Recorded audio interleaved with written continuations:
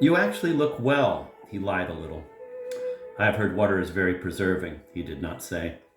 He spied that winsome whim in her face and a hint of rueful ruse, as if she were guessing, that the candid camera people would soon appear. In all the years he'd known her, her gaze seldom lost interest in anything. It contained no repudiation of life. Repudiation of life was expressed in almost everything else about her. Why, thank you. I'm afraid I've let myself go a little. Without showing her teeth, she smiled, continuing to wipe soil from her mouth with the back of her long, thin hand. The worms haven't got me yet. Ugh, there's one. She brushed it off her sleeve. Some larvae clung to her cheek as if to a plum. She seemed simultaneously sinister and comically benign, as if both the past and the present had smashed her within their grip, shattering her only slightly. Finn kept having to clear his throat. So you aren't deeply dead. He had suspected it all along. Was she not the very soul of ingenuity? Did he not know a conspiracy when he saw one? And the unbearable, agonizing joy of it burst on like hot lights within him. Do I seem it? Her smile felt the same to him in all its summoned width and wanness. I suppose I'm death adjacent, so maybe they rushed things. Everyone's in such a fucking hurry to do the right thing. Guess I'm the residual hullabaloo of the well-meaning hinterlands. Did you have a change of heart? Changes of heart are my superpower. Finn exhaled a short snort of a laugh. He tried to keep the bitterness out of it. She glanced down and kicked at the mist at her feet, perhaps to locate the grapefruit. Whoa, they buried me in my clown shoes. The clown shoes were men's Oxfords with floppy glued-on extensions, all painted apple red, the laces like candy canes. He was filled with the flooding, fond missing he could always muster for her. He studied her slightly new bearing. She bore an expression and posture of He was filled with the flooding, fond missing he could always muster for her. He studied her slightly new bearing. She bore an expression and posture of disequilibrium, despite her treeness. The shoes are a nice touch, he said. I think everyone's become a little deranged, but really a nice touch. The floppy shoes were, of course, absurd, but familiar in that he had seen her in them so many times before. The white worm now twisting on her neck was new, however, as was the silverfish in her hair. I'm sorry, covert ops are also my superpower. Plus, they contain the most potential comedy. She pursed her lips. That was my honors thesis for my therapy clown certification.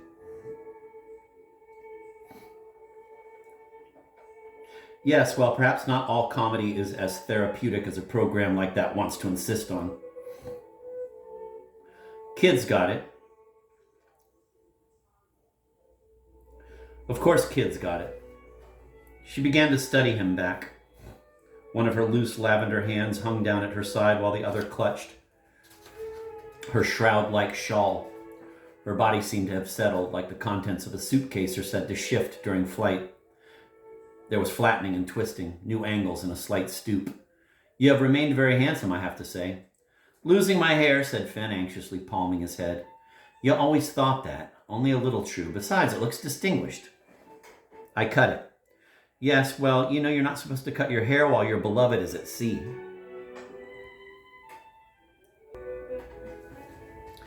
He could also point out to her that he had shaved rather quickly. He rubbed his chin with his hand. It's been almost a year, Finn said. After a decade of living together, he had not seen her since last New Year's Day. I didn't know where my beloved was. I didn't know what sea. Should I not have pursued my existence?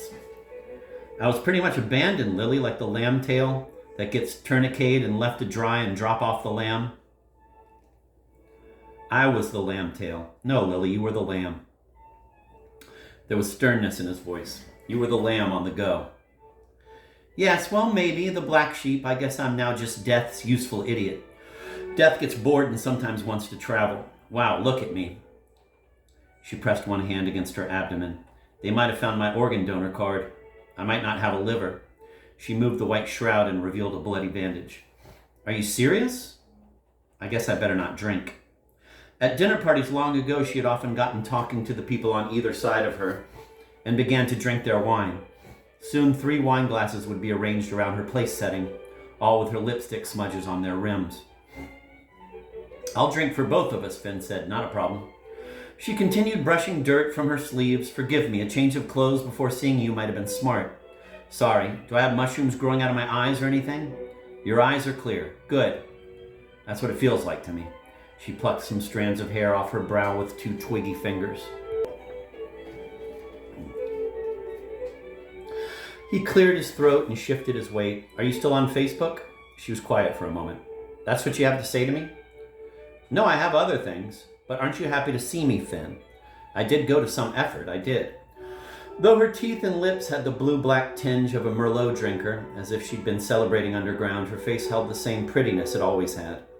It was a face whose occasional ordinariness could slide momentarily into homeliness, or another time, with her hair piled up and the sun shining, appear impossibly beautiful and light. You had to stick around for the show. Her apple tree aspect seemed combined now with her horse look. Her horse's bangs stick straight and disarrayed, dipping into her large, seeing eyes which had no blind spots, except the horse's too, directly ahead and directly behind. This is where, unfortunately, Finn had always stood with her. He could never manage the sides.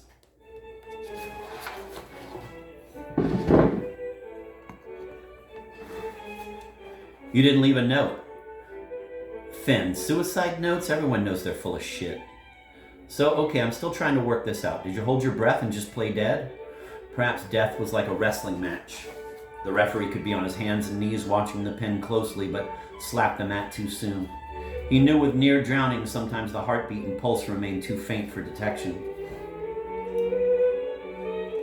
He forced a quick grin which probably looked frightened or mean, though he hoped not.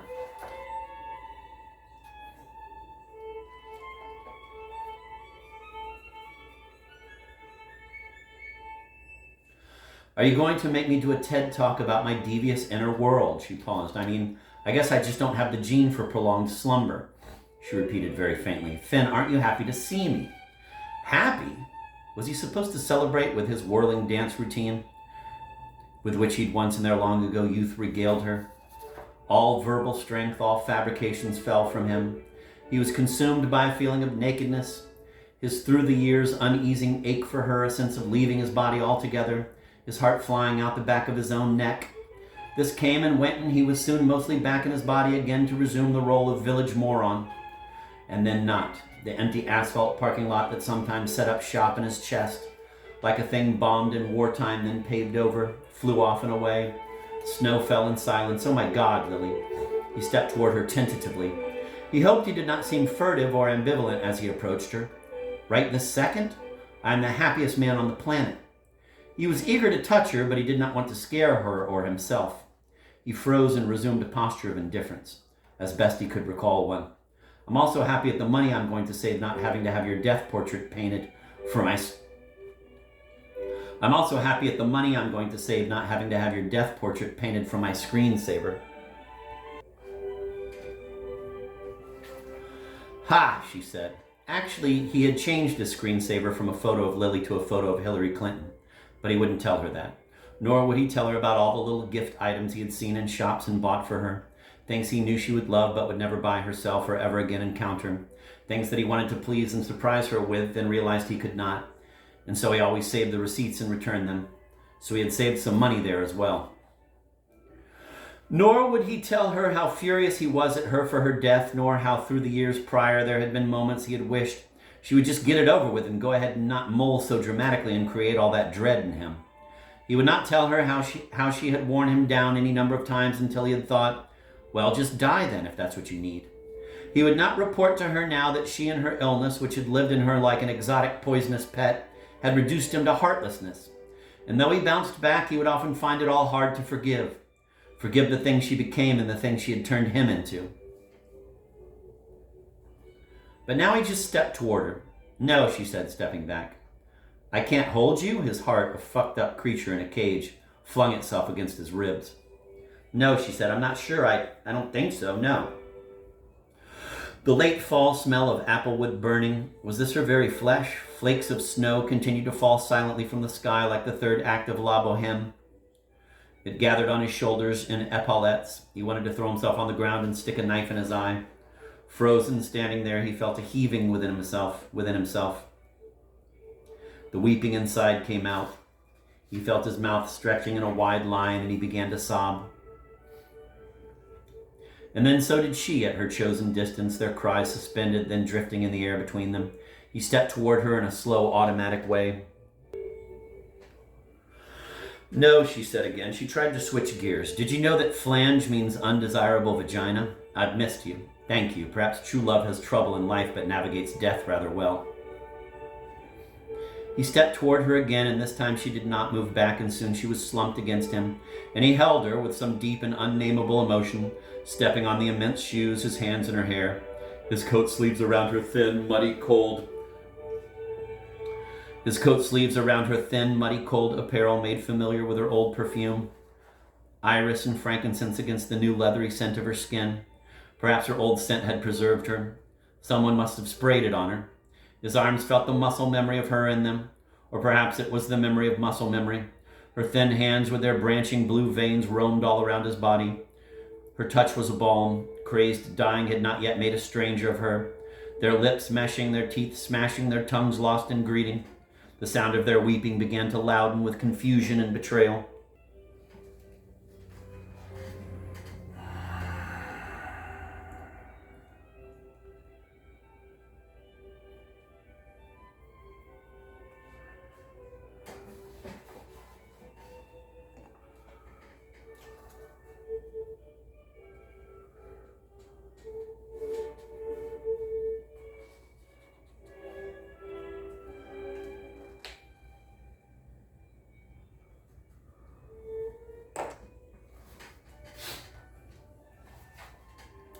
What happened? The air now filled with strangled, agonized phrases which at first stuck in their throats and then escaped, circled, floated. What do you mean, what happened? During pauses, the words seemed muffled and done, but were not. Fuck Sigrid and the book group. He and Lily had always been on the same page. They were part of a quantum entanglement. They were spooky actions at a distance. A genuine unified theory of the universe. This was all he knew of physics and perhaps of love. What did you do? He asked. You took your one mortal life and tossed it away. Apparently not. But perhaps, he pulled a stink bug from her sleeve. I looked everywhere for a sign of you. I've seen your face in clouds and oil slicks and puddles and downpours of rain. She closed her eyes. Oh, Finn, let's not get poetic. What did you do? I'm not sure, she said, her face now stretched with anguish against his coat, her mouth mashed against his sleeve. She pulled herself away at arm's length, as if she were trying on a new bright tone of voice. You know, children's theater is mostly participation plays. You leave holes in the play to allow the audience to contribute. She grew quiet. Didn't you try to forget me? She asked.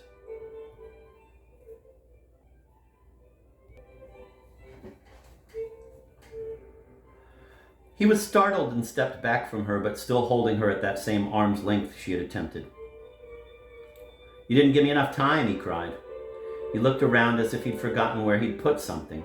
He looked back at her beautiful but not especially well face. Your sepulchral silences in the play. I guess I just couldn't read the room. I'm so sorry, she said. You can leave now and say you never saw me. At this point, I think that would be impossible. Nothing is impossible.